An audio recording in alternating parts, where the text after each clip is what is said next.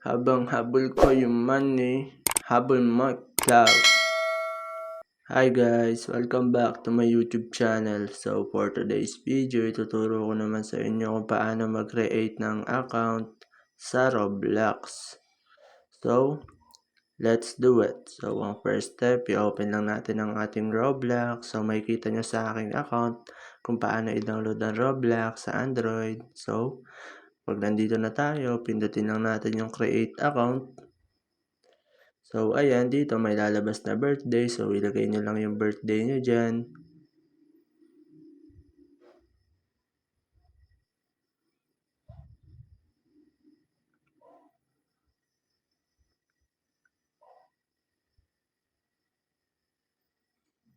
So, ayan, pag nailagay nyo na yung birthday nyo, so, i-confirm birthday nyo lang.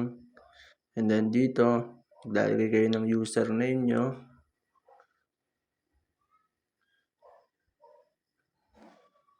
So, ayan guys, kung makikita nyo, meron diyang mga check. So, yun yung susundin nyo para magka-username kayo.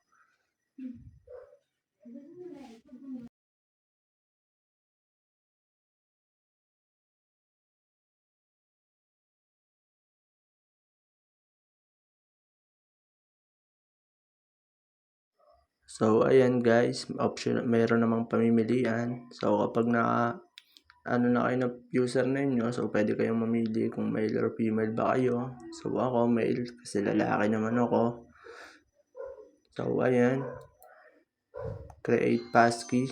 So continue nyo lang, and then dito gagawa na kayo ng password nyo.